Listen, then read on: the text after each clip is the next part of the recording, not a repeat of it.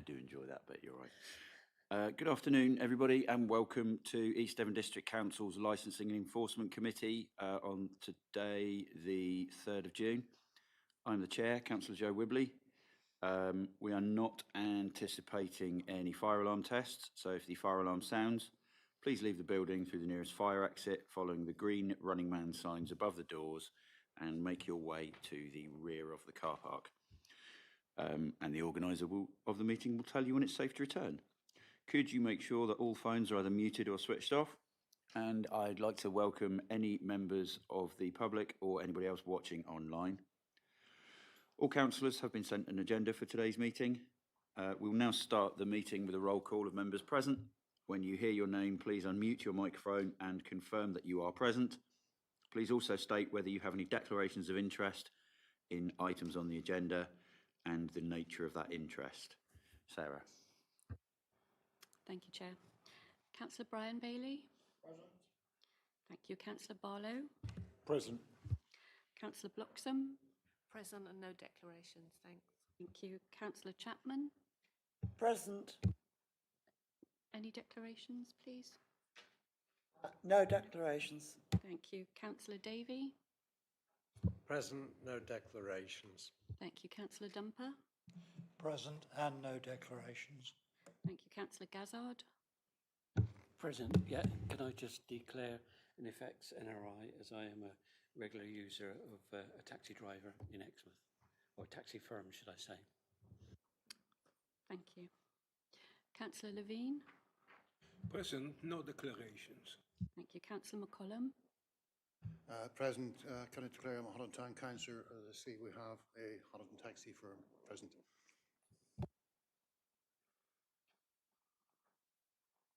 Thank you. Councillor Nicholas. Present, no declarations. Thank you. Councillor O'Leary. No. Councillor Rickson. Present, no declarations. Thank you. Councillor Westerman. Present, no declarations. Thank you. And Councillor Wibley. Present, no declarations. Thank you. The meeting's quorate, Chair. Thank you very much. So agenda item 1 is the minutes of the previous meeting held on the 2nd of April. Does anybody have any comment on the last sets of meeting at all? Did we have any comments? Councillor Dumper? I propose they be accepted. Thank you very much. Thank you very much, Councillor Barlow. So we have a proposer and a seconder to accept those minutes. All those in favour? Thank you very much. Okay, so agenda item 2 is apologies. Councillor Paula Fernley has apologised. I think that's everybody then. Everybody accounted for. So agenda item 3 was declarations of interest, but we've done that. So agenda item 4 is public speaking. Just to make sure that this is kept separate from the report, licensing have received a statement from Mr. Phillips from Millstream Taxis to read out. Thank you. If you could do that now, thank you. Thank you, Chair. Firstly, I would like to thank all in attendance. Exmouth is different to the Honiton area, as Exmouth has Sandy Bay Holiday Park and it's 33% of East Devon's population and has a lot less dead mileage compared to Honiton. So I feel Exmouth does not want a price increase, but even with an increase, they do not need to charge it as it is a maximum price on the meter. Regarding the survey, it was a poor return, but people do not like telling their personal details and discussing it with you as a committee do the same. I feel that's why it was a poor outcome. As a committee, you may say an increase is high, but do people complain when they need a plumber or an electrician who charges over £100 just to come to you? Since wages increase, I'm having to find approximately £200 a week extra. Also, as a knock on the garages, having increased their labour charge to £74 per hour. It's okay for the firms who do their own vehicle repairs, but we don't have a mechanic qualified. UK wages 27 years ago was £3.25 per hour. Now it's £12.21 per hour. That's £8.96 per hour increase. When I started in 1998, the tariff at £1.40, the tariff started at £1.40. Now it's £4.40. So in 27 years, an increase of £3. So you tally the wages, difference to the tariff difference in 27 years, they just don't compare fairly. Also, most of the Exmouth drivers are self-employed. Myself, as a company, has to pay 20% VAT, where a sole trading taxi driver has 90,000 VAT threshold, so pays none, but we do not charge VAT to the general public. I would like to invite any member of the committee or officers to spend half a day with us to see the service we provide. We do not just take people from A to B, we carry shopping, etc. Some of the elderly people, we are the only people they see once a week. So if we don't get an increase ASAP, we will have to close our doors. Over the period of the hassle of getting a price increase, this has made me ill. Recently, I had a heart attack through stress. I have lived and worked in Honiton all my life and love serving the community and wish to continue that. Adrian Phillips. Thank you very much for reading that out, and we wish you well health-wise. So agenda item 5 is matters of urgency. There are no matters of urgency to discuss, and agenda item 6 is confidential or exempt items, and there are none. Agenda item 7 is the Hackney Carriage fare setting procedure, which is pages 5 to 88 in your reports pack. The licensing officer, Mrs. Westlake, will now present a summary of the report. Thank you. Thank you, Chair. So the purpose of this report today is to ask the committee to consider further the next steps with regard to the Hackney Carriage fare setting procedure and consideration of any change to the Hackney Carriage fare table. So at a meeting held on the 13th of November 2024, the Licensing and Enforcement Committee resolved to carry out a review of the procedure used to calculate Hackney Carriage fare tariffs in this district. It was proposed to carry out the review using a methodology and fare setting procedure that's been developed by Guildford Borough Council and is a well-respected methodology for calculating appropriate fare tariffs for the districts. This methodology takes average costs of running a Hackney Carriage vehicle together with an appropriate wage for the drivers and provides a unit price for these costs per metered mile travelled over the number of metered miles a vehicle travels over a year. So to assist with determining the figures that would be required for the methodology, the committee authorised the launch of a 10-week consultation with the taxi trade. That consultation survey was published online on the 7th of January 2025 and closed on the 18th of March. And within this report are the results of that survey. So during the consultation period, officers undertook various means of trying to get as much participation with that survey as possible. So we sent out links to the survey by email to all drivers and proprietors in the district, together with a couple of further email reminders throughout the consultation period. We held a taxi liaison meeting here at our council offices, to which all taxi proprietors and drivers were invited to attend.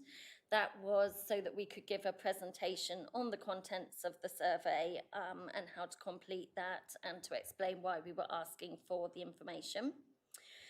9 members of the trade attended that meeting. That's okay. That's okay. Oh.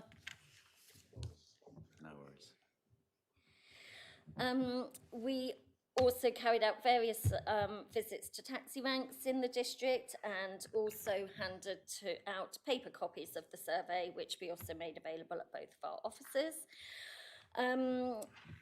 an officer and the licensing manager also attended the East Devon Taxi Trade Association meeting in Exmouth and gave an update on the consultation and the purpose of the survey there.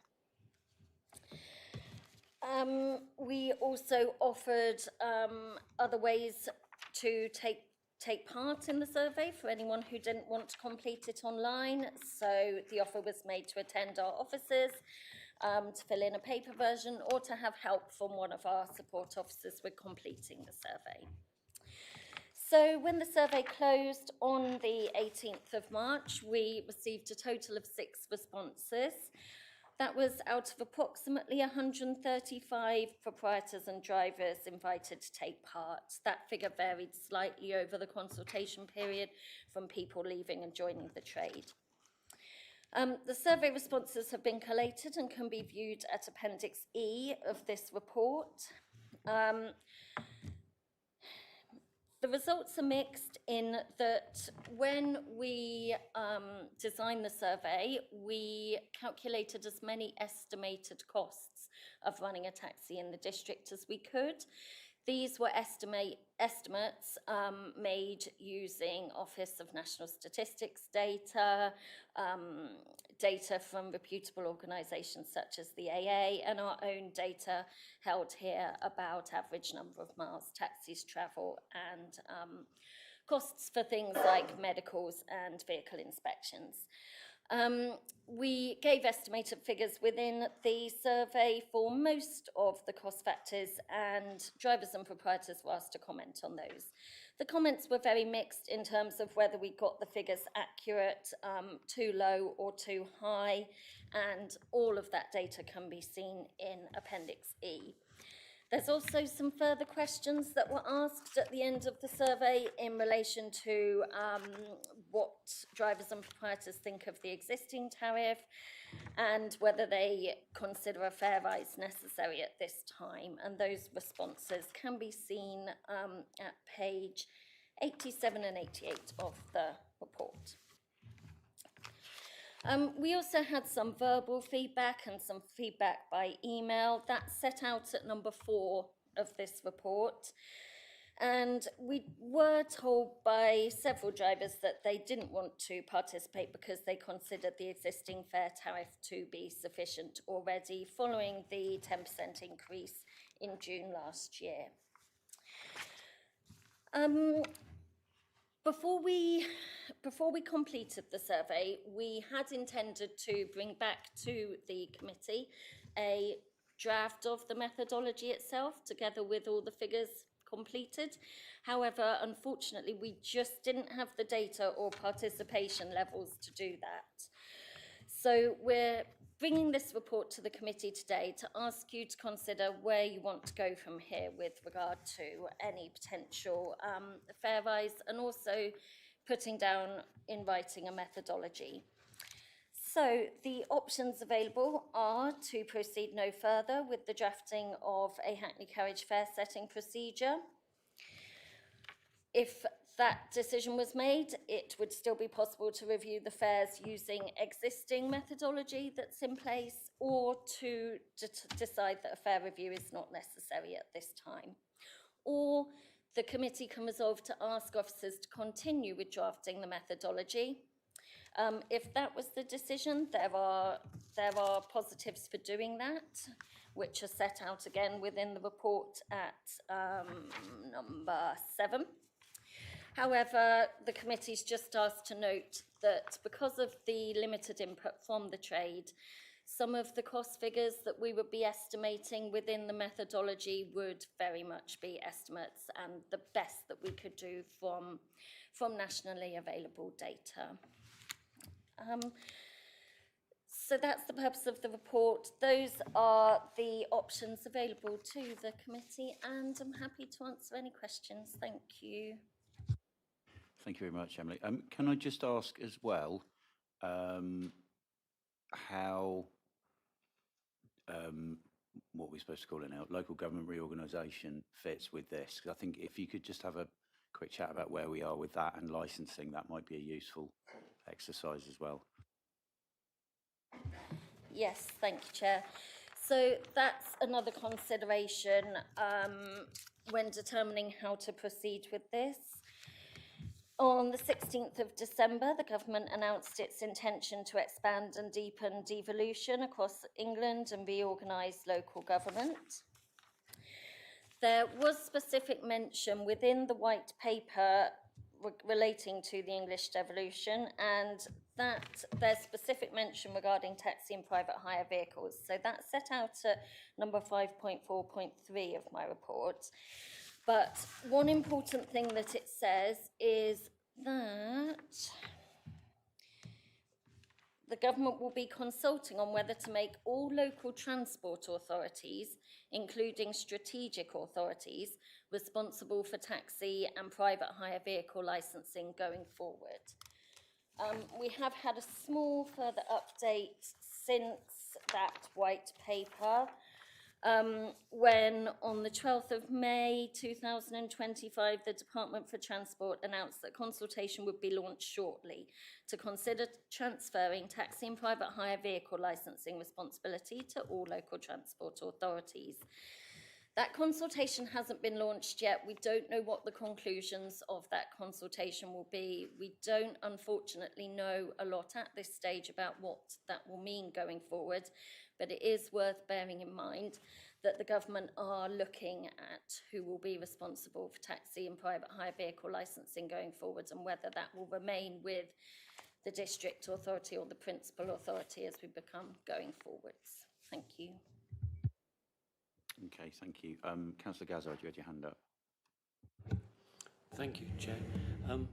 Yeah, you asked the question that I was going to ask. But could I just... Can I firstly thank the staff for all the hard work that they put in to get into us to this stage. And I think, like everybody else around the table, we're extremely disappointed in the response. Councillor Dumper and myself also went round handing out forms as well, and they weren't received very well. But I think we're in a rock and a hard place now, aren't we?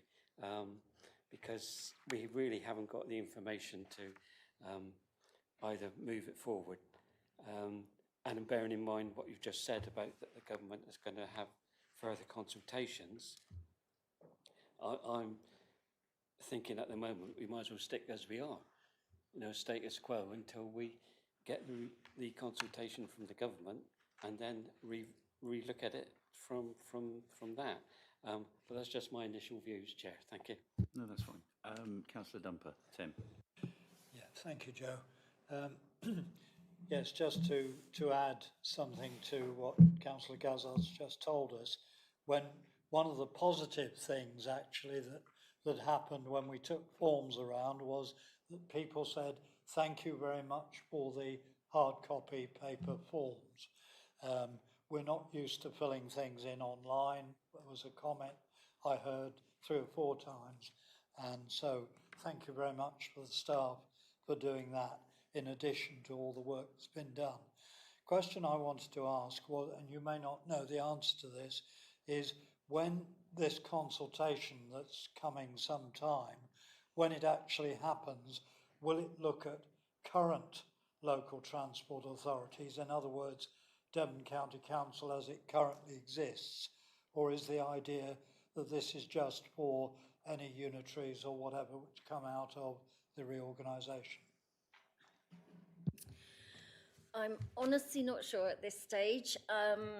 To be truthful, we will need to wait and see what the consultation says.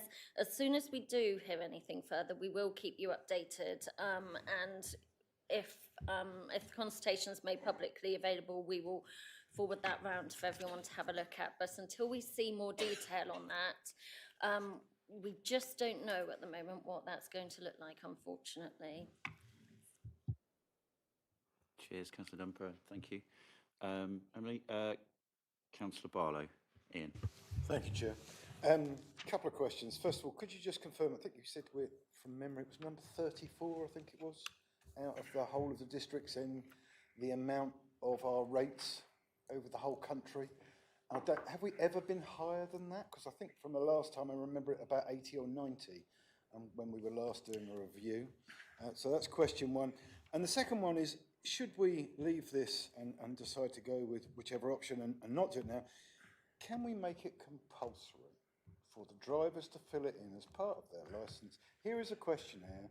We expect this to come back. Well, again, is there a way to make it happen? It's easy to say no, but is there a way that we could make it happen that even if it's not quite so detailed, but actually to get the information you need? Because the basic information is, of course, you need the total costs, the total take that you take, and the total miles and the hours you work.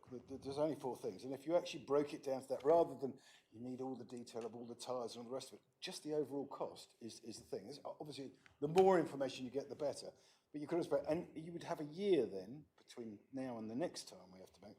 And by then, even if you got 50% of the people filling it would be much better than, to be honest, much as I know the work's gone into it is huge, it's almost irrelevant with 6 people answering out of 100 and whatever. It can't give you any stats to do it on. So there are my 2 questions. I'll just answer your first question, Councillor Barlow. No, we can't make that a mandatory condition of the licence. It's not doesn't fall into the same category as, say, safeguarding or medical fitness, and it doesn't cover the whole of the taxi trade. It only covers the Hackney carriages, not the private hires. So we can't really make that a mandatory condition of a licence for them to complete a survey on what it costs them to run their vehicle. In answer to your other question, I totally understand where you're coming from. We were disappointed, to be perfectly honest with you. Emily and other members of the team, especially Emily, including myself, put an awful lot of work into that, into the whole of the methodology, explaining it, detailed reports, as Emily has done, the hours spent getting all the data ready. And we base that on a tried and tested court method from Guildford Borough Council, which is the one that went through court, and the judge accepted it and said, yeah, this is a fair way of producing a table of fares.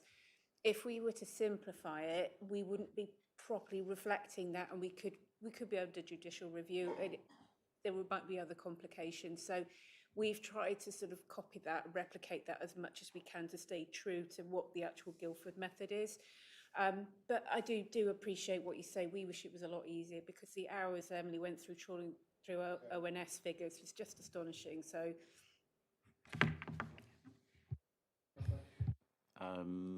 yeah, if you're quick.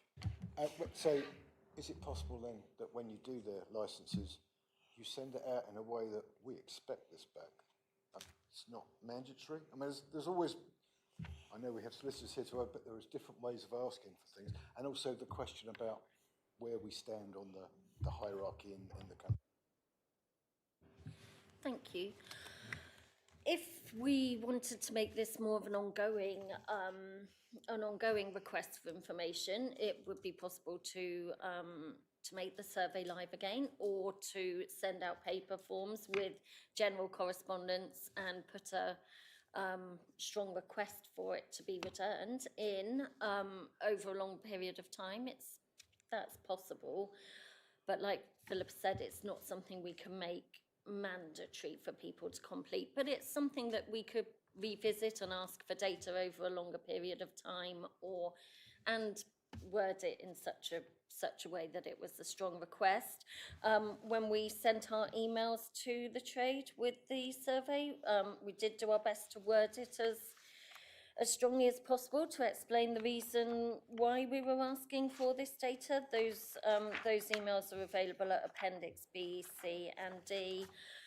But no, unfortunately, we didn't get the response that we were hoping for. With regard to your question about where we sit in relation to other authorities in the country, at the moment, well, when I wrote this report and when it was published a week or two ago, we were sitting at position number 30 in the League of Fair table out of 341 councils.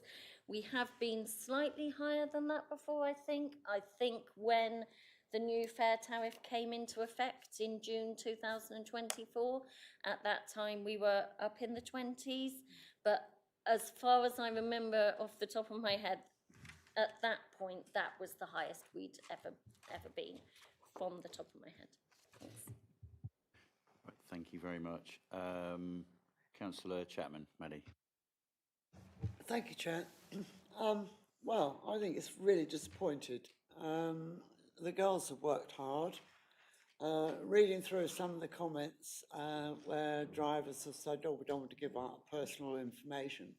The only reason we were asking for this information was to be of assistance and help them.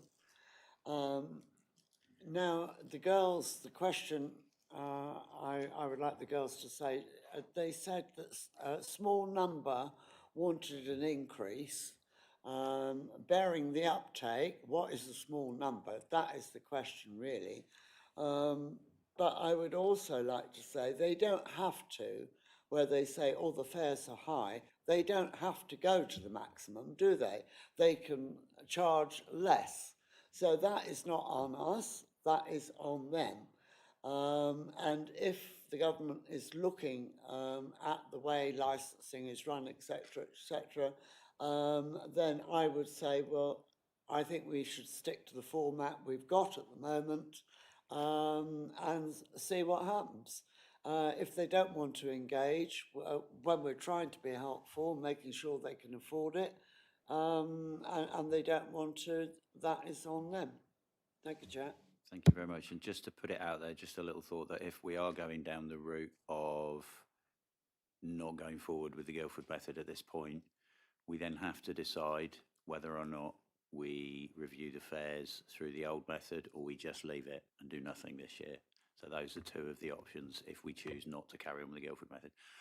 Chair, can I just say that I think we should stay where we are till we know where things are going and how the new unitary is going to work out for us and what happens, because then there'll be more taxis coming under that one unitary, and how licensing will work then, I have no idea.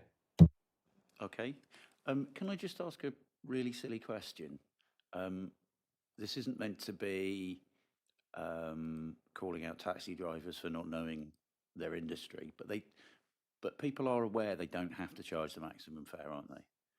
It is a generally known fact amongst the trade. Right. Yes, okay. yeah, it certainly is. I have discussed this with the trade before because it is an important point that you don't have to charge the maximum. You cannot charge over what's on the meter, but you can charge below. So I have had that discussion before with various members of the trade, why there's the reluctance to charge below. The answer I've been given is it's to do with competition, and that if you've got different firms and different drivers charging different amounts throughout the town, it becomes difficult. That's the answer I've had to that. Thank you. Okay, thank you. Councillor Levine, Yehudi. Thank you, Chair. I'm a bit of a disadvantage here because I misspent my youth, at least the first 60 years of it, on worrying about how to get meaningful information out of limited data. And one of the tools that we deployed was called surprise analysis. What it actually does, it measures the surprise you have when you see a particular outcome. The bigger the surprise, the less likely the outcome is going to be. But basically what you do is you use your experience to guide your judgment. So it seems to me what the question that I would like to ask is very simple. You've got data. I know it's not necessarily reliable, but you've got it for say 21, 22, 22, 23, etc. Isn't it, how much work will it be to feed that data into the algorithm of the Guildford method and find out whether the trends that you get are acceptable or not, or surprise you or not, they are reasonable or not? Because that way you can test whether the method works with data that is not necessarily good. I don't know how much work it will be, but that is a way of starting forward. And for example, you may be able to project what will happen in 24, 25 and 25, 26. Is that gibberish, or do you think that is something which is feasible?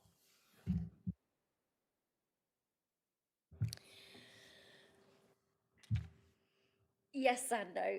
So yes, that is a good idea, and yes, it is possible to feed figures into the calculator.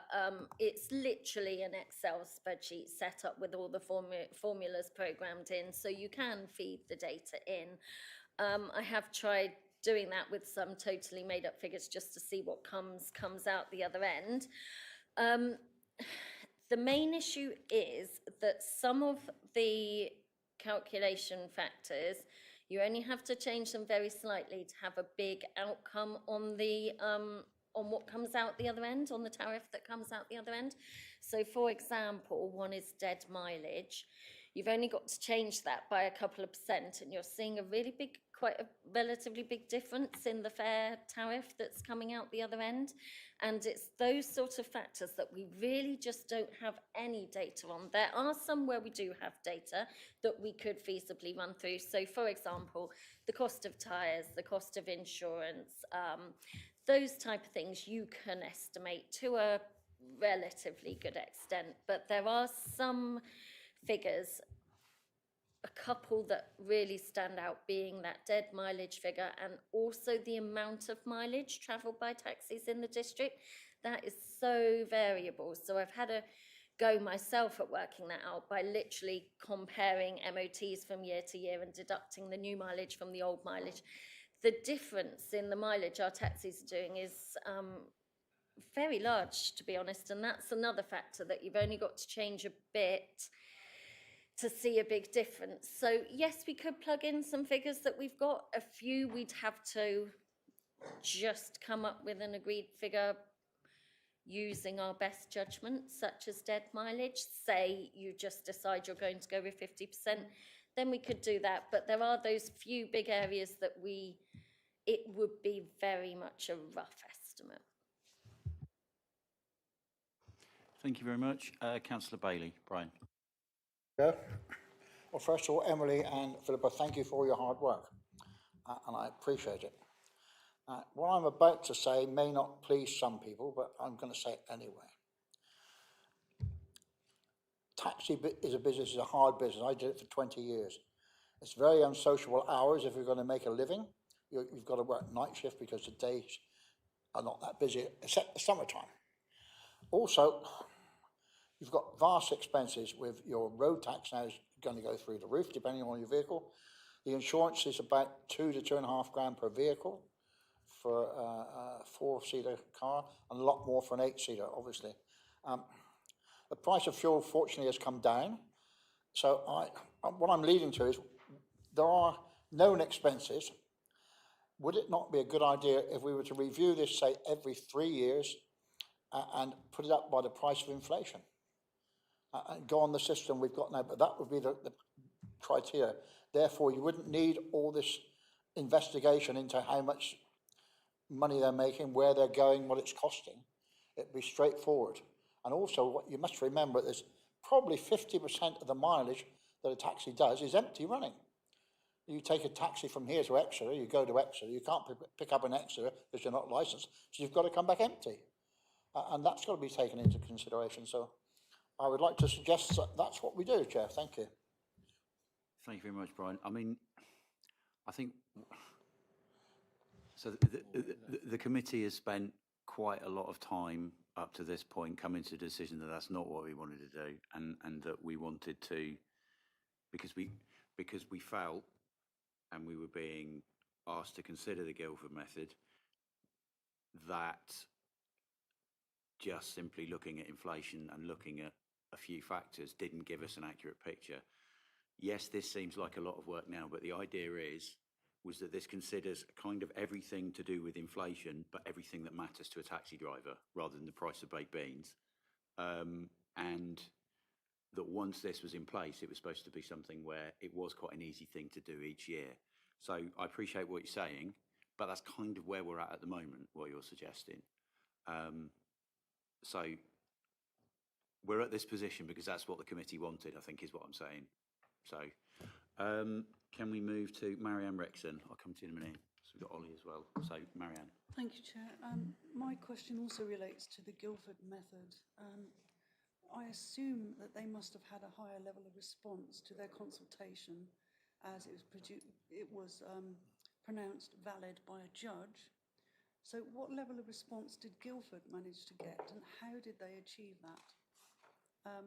My other question is about the running costs. I presume any self-employed person, no matter what business, you have to calculate your costs in order to deduct it from your profits and make a return to the government. So are these figures not available anyway, for depending on how these people are employed, I guess?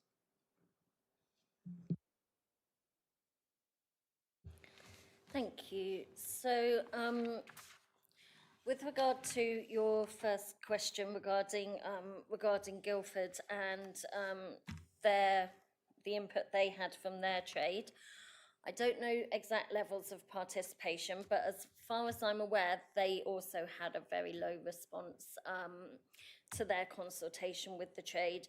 That was something that was remarked on by the judge when it was judicially reviewed.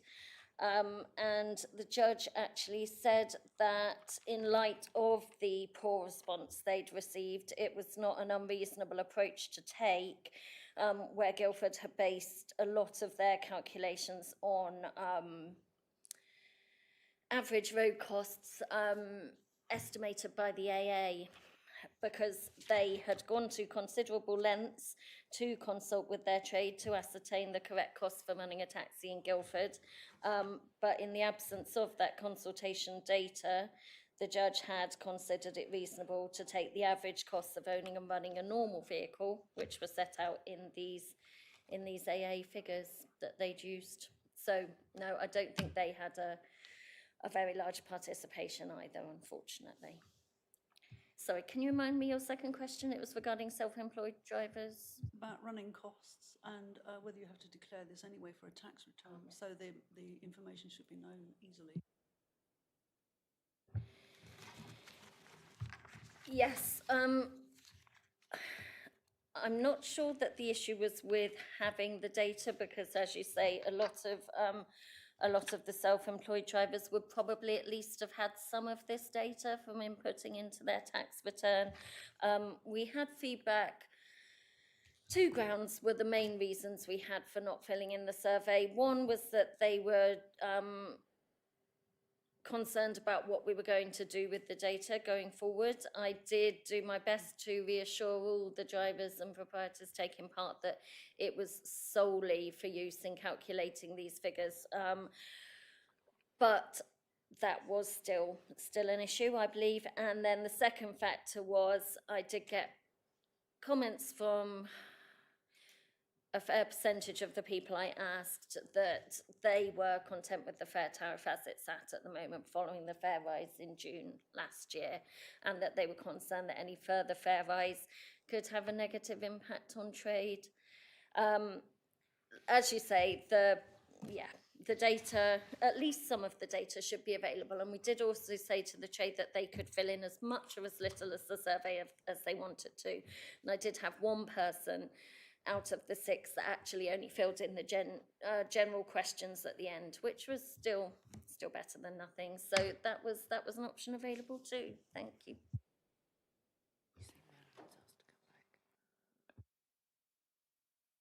Oh yeah, go on, Marion. Is it not possible in that case, because they have to make the returns to national government, is it not possible for the government to provide these figures on request to local councils? Because then it would be anonymised. That's not something that we're aware we're able to access. When you say figures, are you talking about sort of tax returns or income figures? That would depend on quite a few things. I don't know if we'd be privy to that information or we'd be allowed to see it. So I'm unsure on that question. We can find out for you, though.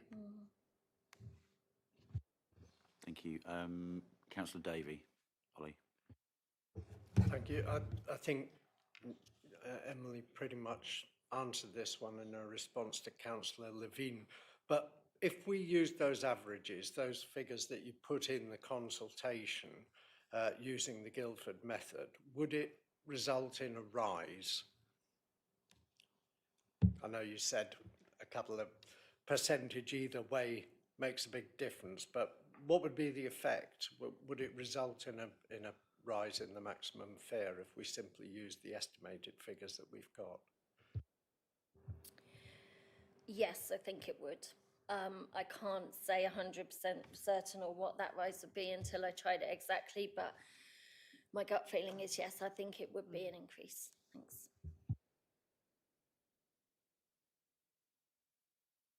Okay, thank you. Councillor Barlow, we come back to you. Thank you. I totally hear what the chair said about where we're at and what we wanted to do and what we wanted to achieve. And it was for the benefit of the drivers and the residents, so that we thought we got a fair thing. It's almost impossible, though, to give a fair thing to the residents because we don't know the information, and also for the taxi drivers. So I personally don't know how we could go to the Guildford system at the present time. And I just wonder if, you know, if we could try and gain more information over the year.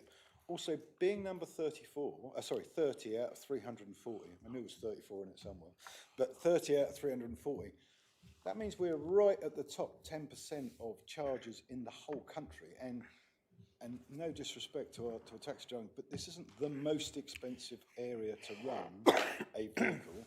I know the roads might not be brilliant and all the rest of it, but we're not in the centre of a big city where you know, there are other costs involved. So I just wonder, you know, if we shouldn't just say inflation at the present time. It's the easiest thing to do. And then if they want it to change, then we need the forms filled out and then put some pressure on it that way. Or even not give a rise and say, well, how can we? You know, number 2 says no rise at all till 26. You know, you're already in the top 10% of the country for taxis. Is that fair? Okay, thank you. Councillor Bailey, Brian. Thank you, Joe. First of all, I'd like to say I agree entirely with Councillor Barlow on this. I honestly think we're making this more complex than it needs to be. It's quite a simple situation when you sit back and look at it. People are earning money. People have costs. We all know that.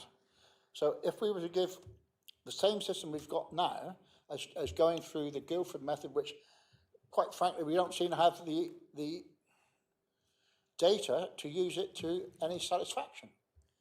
So we're playing a blind game. You can't make a decision without the relevant information. So if we stick as we are now, and hopefully, I shall reiterate it, go on inflation rate every 3 years, I think that would be the answer. Also, how many of the taxi drivers in this area, or when you say a substantial amount, how many are we looking at? We've got about 300 taxi drivers. How many have actually asked for an increase, please? Have we got figures? We haven't got 300 drivers, have we? In 134. In the Hackney carriage, I don't think. That's it, yeah. How many? 135. So we've got 135 in total, Hackney carriage drivers. Asking for a pay rise? No. No, that's how many we've got in Only- total. So it's only not 6 300 people in total. replied. Is that all? Good to see. That's dropped July, isn't it? Oh. Only 6 replied. Well, in that case, that's hardly a majority of the taxi drivers. It's just a handful. And I don't think we should be dictating fares to a handful of a group of people when the majority haven't asked for a pay rise. You know, it doesn't seem fair to me. So there we are. Thank you very much. Thank you very much. Yehudi? Chair, may I be difficult? I would like to propose that we go on with recommendation 3, because I think we have got enough data to make a sensible decision. And having listened to the officers, I think they've got enough experience and common sense to use the right figures and make the right input into an algorithm so as not to get ridiculous answers out. So I think we should carry on with the Guildford method, and I'm very happy to recommend Okay, so you were proposing that we do carry on with the Guildford method. So do I have to say at this point, do we have a seconder for that at this point? I'm sorry, we don't have a second of that at this point. We will see where we end up in a bit. Tim, Councillor Dumper.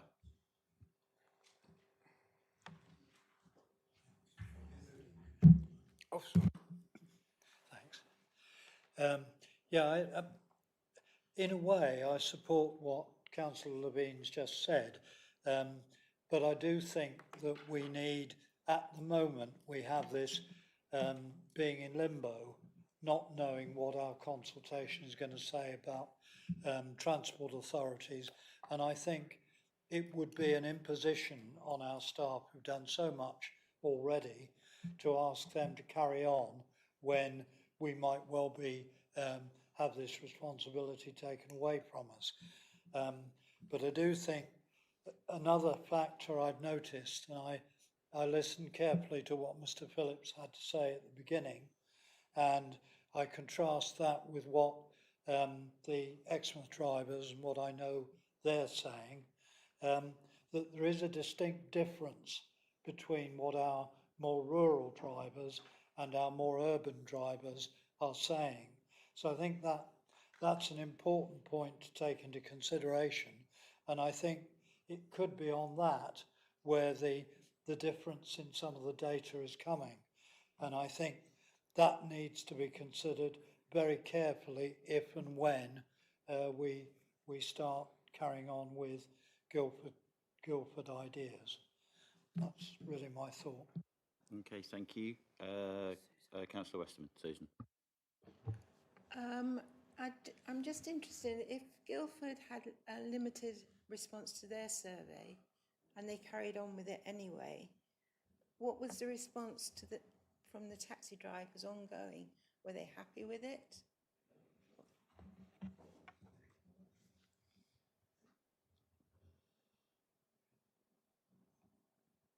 Sorry. That's all. Thank you. Certainly members of their trade weren't happy with it initially, because that was the reason why they brought the judicial review against the council. But it was the main sort of outcome of that judicial review was by the judge was that the council had done their best endeavours with the information available to them. They put forward the methodology in good faith based upon statistics in the absence of the data available. I think it would always be very difficult to get a fair tariff that the whole trade is absolutely happy with, because as Councillor Dumper said, especially in a district like ours, it is very varied. You've got people operating in very different ways, self-employed versus employed, and you've got a real difference in the geography of the district. So you have got rural areas, you have got more town-based areas such as Exmouth. So unfortunately, that is part of the course of our district. It is. I think you'd be hard pushed to get something that everybody was in agreement on, and that also was fair and reasonable and affordable for residents of the district. So it's making sure that we do the best for everybody that we can, for the residents, for the drivers, weigh up that balance. And also use a clear and transparent method of doing it. I think that's the important thing. It needs to be clear, it needs to be transparent, so that everyone can see what we've based it on, and we can support how we came to that fair tariff. Thanks. Thank you very much. Just thinking about Brian's idea of saying we do it every 3 years. This is something that we used to sort of do, is that right? But then we had lots of periods in between where, ironically, taxi firms would come and say, and not just Millstream taxis, but have said we need a rise. I just think it would be interesting if they turn around in 6 months' time and asked us for that. Can you just tell me roughly how often we've raised fees over the last 3 or 4 years? Yes, sure, thank you. I think in the past we have been quite driven by the trade and when they've come to us and asked for a fare rise. We've certainly had periods in the past when a lot of the trade has felt like a fare rise has been necessary, and we have been very led by that. So we did, it's difficult for me to think of the exact time periods, but we did have quite a period where there was no fare rise. And then more recently, we've had several fare rises in succession. So the one that took place in June last year, prior to that, I think it was possibly 2022, but I wouldn't like to say for certain without going back over all my data. But that was part of what we were looking to achieve with this Guildford methodology, really. But that's not to say it couldn't be achieved by other means, that rather than being reactive, being proactive and having something on a regular set interval, rather than waiting for the trade to come to us and say it's necessary now, having that in place as a regular periodical thing to do. Thanks. Okay, thank you. Councillor Davey, Ollie. Thank you. I mean, the response or lack of it would appear to suggest that most drivers are happy with things as they are. Although, again, the experience of Guildford suggests otherwise, that they didn't respond very much to Guildford either, and then took them to court when they attempted to impose it. But I don't think we can go down the Guildford route at this time, because it's axiomatic of statistics that if you put in poor data in, you get poor data out. So I think to base a new formula on inaccurate or merely estimated data, even the AA figures are likely to be, they're averaged over the entire country. I mean, I notice even how much petrol prices vary. If you drive down to the southeast, you go, oh, it's a lot cheaper down here than it is out our way, and vice versa. So I just don't think we can go down that route at the moment. But I would suggest that the best option of the three we've been given is option 2, where we come back next year, have another look at it, let all the taxi drivers know we're having another look at it, and maybe they will send some representatives or something like that to say, actually, we do need another rise. But we did raise it last year, and it seems to me that to raise it again, it's hassle for the taxi drivers because they have to all go and get their vehicles recalibrated. So I feel leaving things as they are at the moment is probably the best option, but with the chance of a review next year. So is that a proposal for recommendation 2? That would be my proposal, yes. And okay, thank you. And just for the record, Mr. Phillips says that it wouldn't be a hassle for him to have another increase. So okay, so that is proposed and seconded.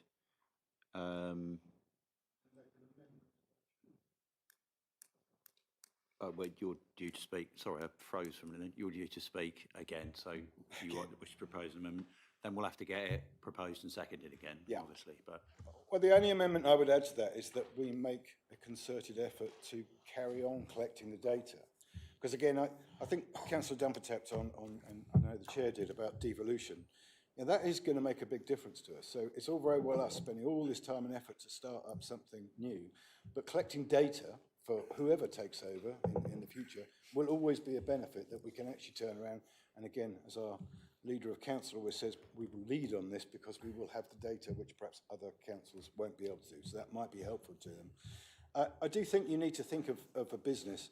There aren't many businesses that wouldn't put their prices up in a year just because we decide that we don't want to because not enough people have written in. Again, giving them the option to at least keep pace with inflation, because again, when you've got a business, I do think that perhaps, while I totally agree with it, it should be this year, I don't know what inflation is now, 3%, 2%, maybe we should put through the board 2 or 3% on it. No one can argue then. I know that they will argue tyres have gone up by a higher percentage, which is what we're trying to achieve with the Guildford system, but we can't because we haven't got the data. So I think that the minimum we should do is say you can go up by inflation every year. And I think until you set a new system, that should just be the way it is, because otherwise we are just guessing. Yeah. And it's easy for businesses to say we're not making enough money, we want more. But I think it's only fair that if there is inflation at 3%, you give them 3%. They don't have to charge it, of course. And many won't, because it costs 50 quid to change the to change the meter, and you'll end up with really bizarre figures like £8.42 and a half.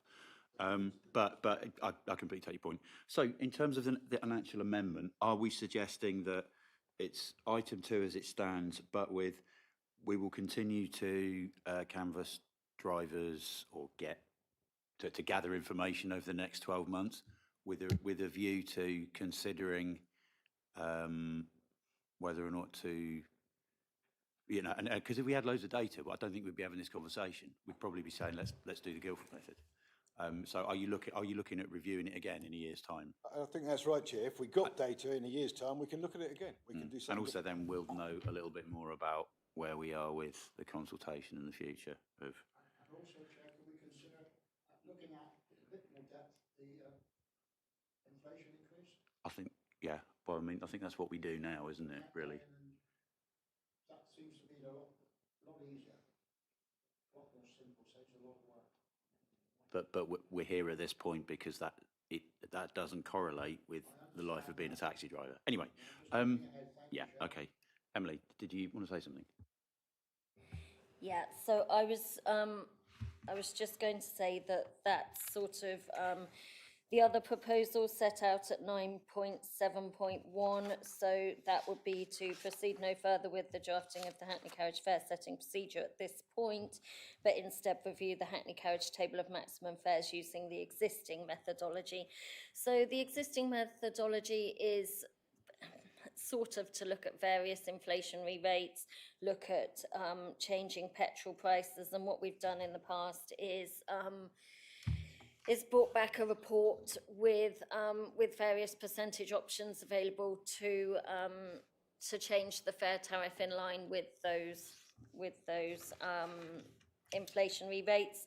That's the other option I've set out at 9.7.1. I could bring another report to the meeting in July with what the fare tariff table would look like, adjusted by any of those inflationary rates. One thing I'd just mention is that if that was being given consideration, I think, as you mentioned, the funny pence that would come back on the fare, that is something I've had not conclusive, but overall majority from the trade on that they'd like to see it rounded to the nearest 10 or 5 pence. So we'd be looking to do that if we were to do a rise by an inflationary rate.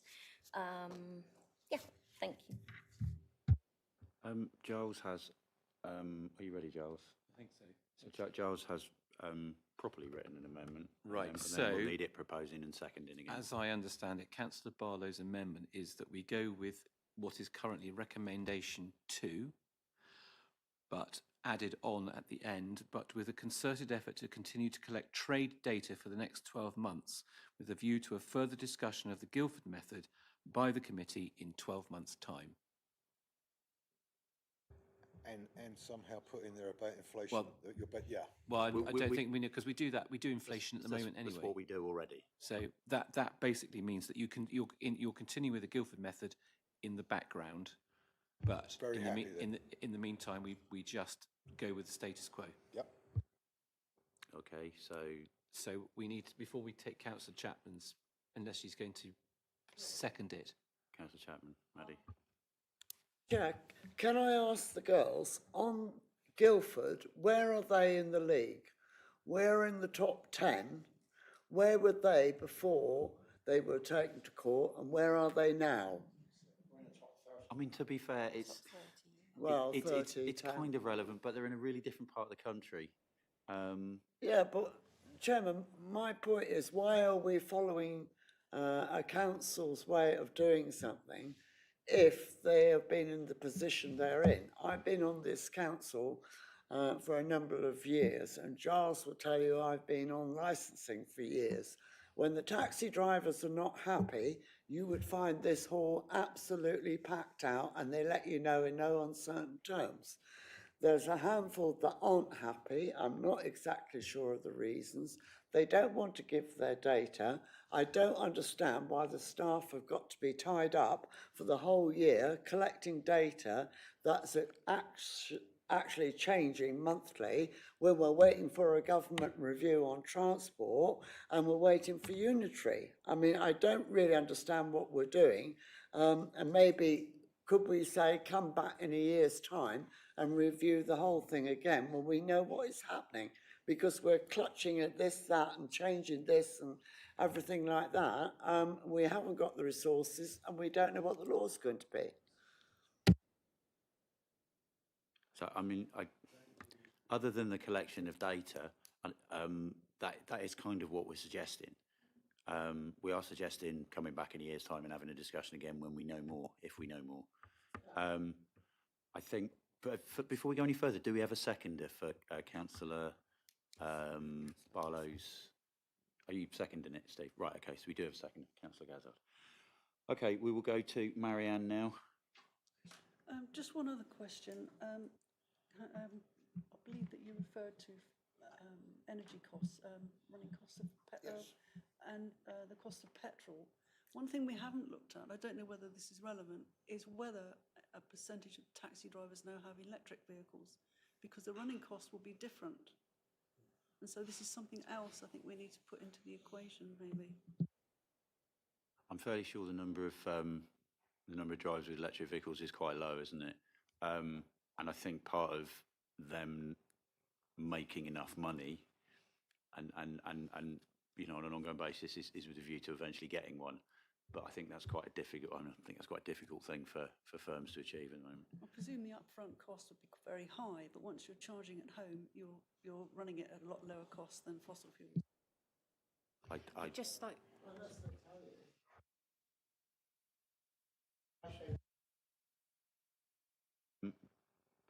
Philippa, you wanted to say something? Sorry. Yeah, I just wanted to say a couple of things. Firstly, for Councillor Rickson, we have one, I think maybe two.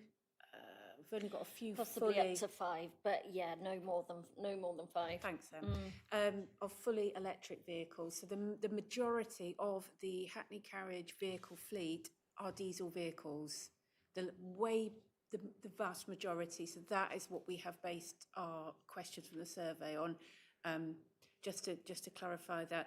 And could I just have some clarification, please, just for the team and for officers, in case we have to go and have a look at produce a table of fares. When you talk about the inflationary method, which I do understand is what we were doing before, which was using the existing methodology for reviewing fares, is the committee wanting us to produce a table of fares this year, or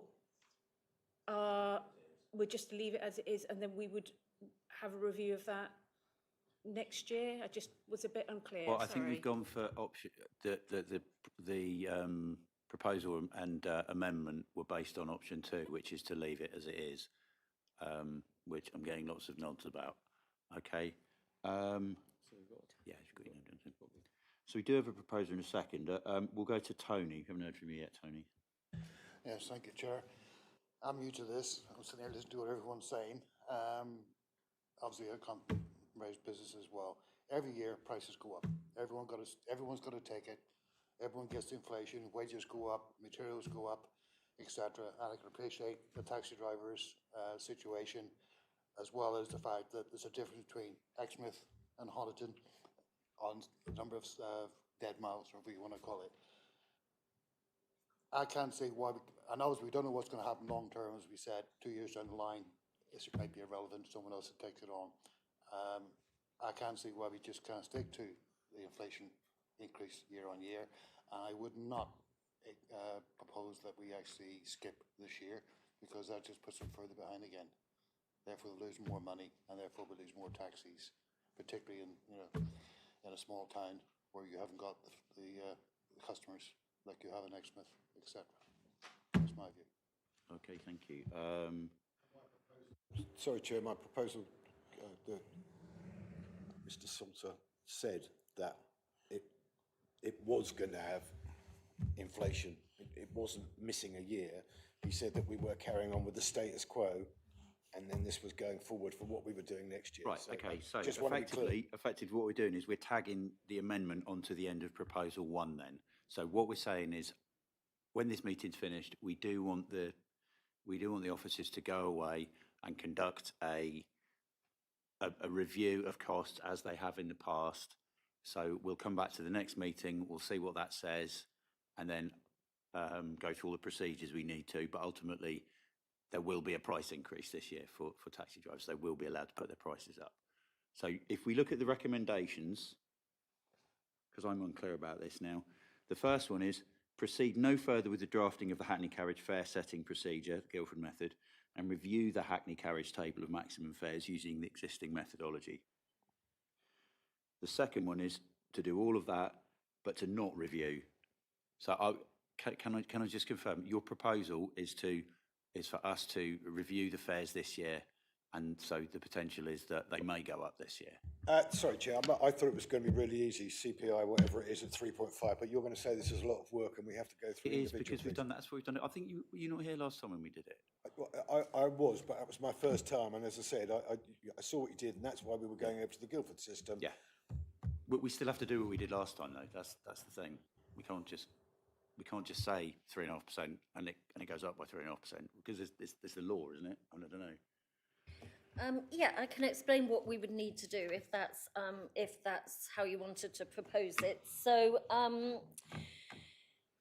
the only thing that's set in law regarding the setting of taxi fares is that you must, once you've agreed on a new fare table, however you come to that fare table, you must agree it and then carry out a 14-day consultation, at which time it's advertised in local newspapers, advertised at our council offices, and we, out of courtesy, make sure that our trade are aware of that. So how we've done fare reviews in the past is that we've bought quite a detailed report setting out various different factors, including fuel, CPI or CPIH,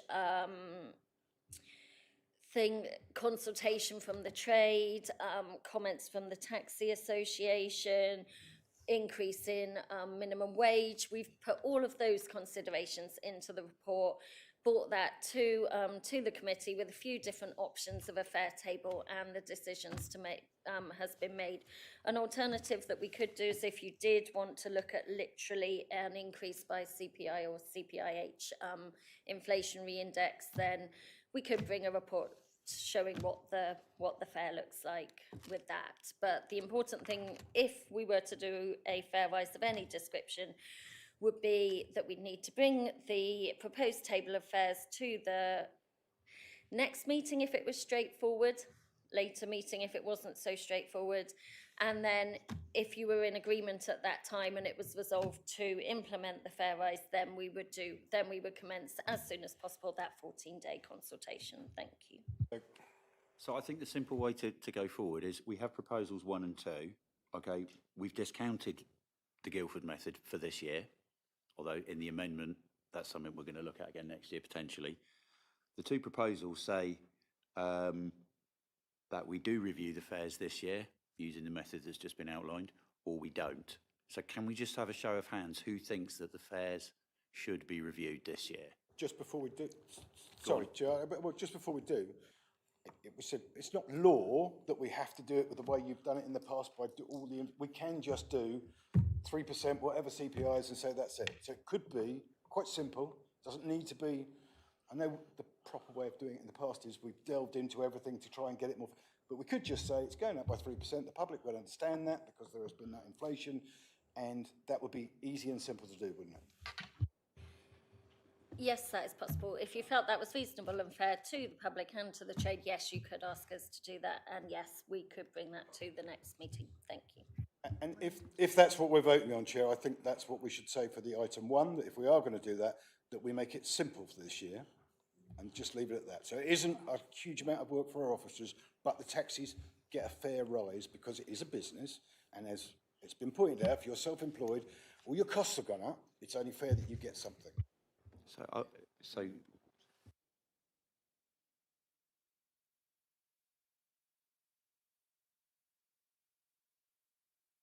So in terms of that, that would mean coming back to the next meeting with a figure, a percentage figure. Right, okay, so, yeah. Because that isn't something we can't just pluck 3% out of the air here. It does have to be considered to a certain point. Yeah, okay. So can I just... Sorry, can I just make it clear? I still believe personally that collection of data is important. Whichever one we do, collection of data is important.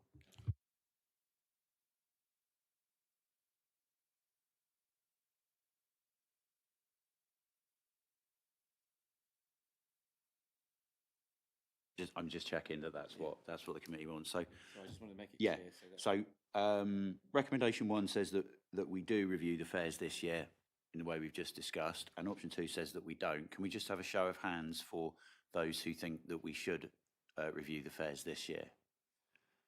And for those who hold on a sec, could you put your hands up again? I just didn't count or anything. 1, 2, 3, 4, 5, 6, 7, 8, 9. Okay, and for those who think we shouldn't review the fares this year, and you've abstained, I assume. Excellent work. Okay. Very undemocratic that we've got a very small number of people complaining that are not making enough money and they want the fares to go up. But the vast majority of operators are content. That's a view. They don't have to charge. It's Well, okay, folks. I just thought I'd mention a point. Thank you. Can we just stop, please? Can we just go through the chair? Councillor Gazzard. Oh, okay. Oh, that was you seconding. We go to Tim, and then Brian, and then Ollie. Yes, because we've spent a long time discussing since I first put my hand up. I've now taken into account what everybody has said since. But the last question I'd like to ask is, because one of the issues is about the amount of money it takes to change the meters. Now, there are a group, and this is what Brian was alluding to, I think. There's a group of urban drivers who don't see any point in getting the fare up this year, and there's a group of more rural drivers who see the distinct need of doing that. What I'm going to ask is it legal to have 2 sets of fares within the same district or not? Because I think that's what the more urban drivers would want to see. That the maximum would be there, but it wouldn't be shown on the meters in certain areas.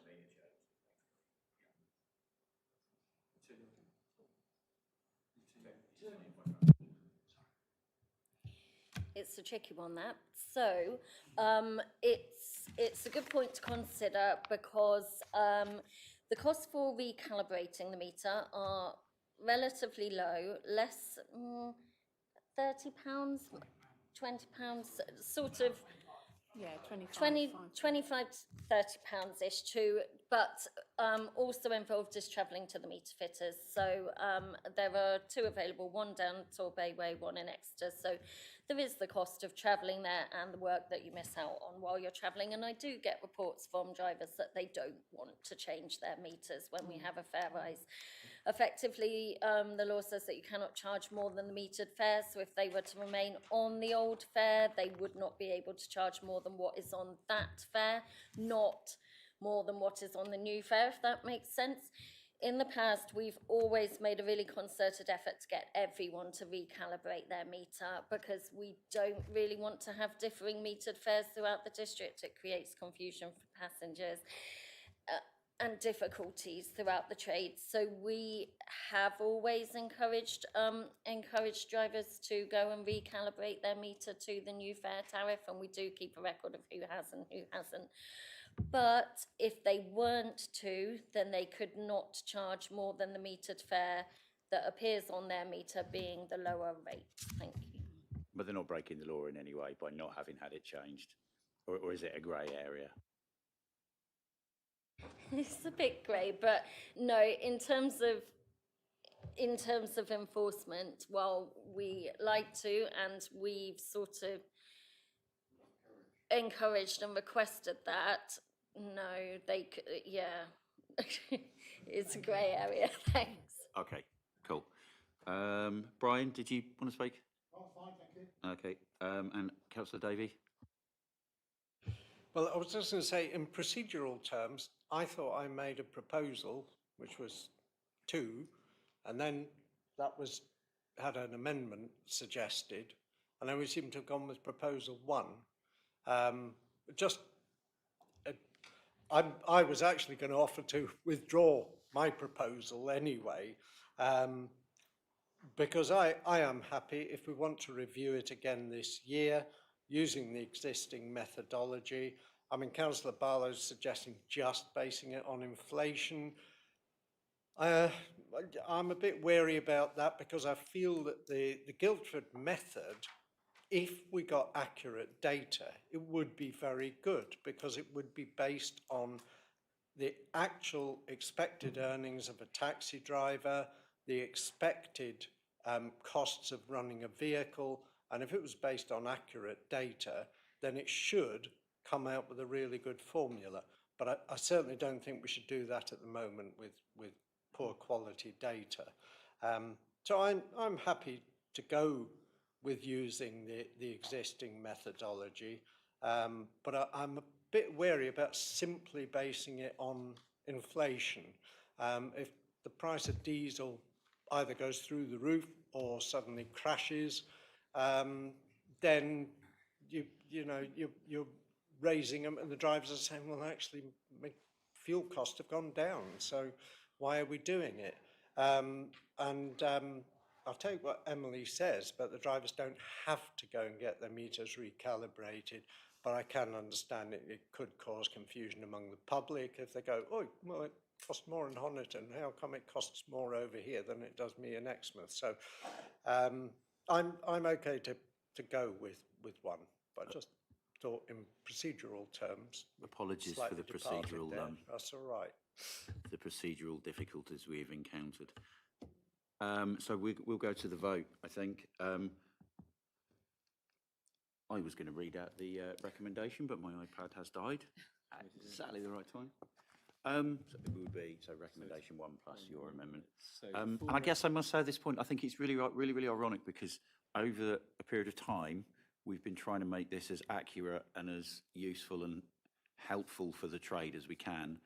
They haven't responded in terms of data, but what we're responding by doing now is making it even simpler than it was before and less accurate and less meeting the needs of the taxi drivers. But there we go, that is where we are. Could you read recommendation 1 and the amendment, which is, I believe, what the committee has said they'd like to vote on? Right, so the recommendation is with the amendments to proceed no further with the drafting of a Hackney carriage fare setting procedure and review the Hackney carriage table of maximum fares for 2025 using existing methodology, but with a concerted effort to continue to collect trade data for the next 12 months with a view to a further discussion of the Guildford method by the committee in 12 months' time. So we have a proposer and a seconder for that. Could you put your hands up if you were in favour of that? Could you put your hands up if you... Oh, is that unanimous? Whee! Okay, thank you very much. That is unanimous. So I think that brings the meeting to a close. Thank you everybody for coming. Thank you for the debate. Goodbye. See you soon.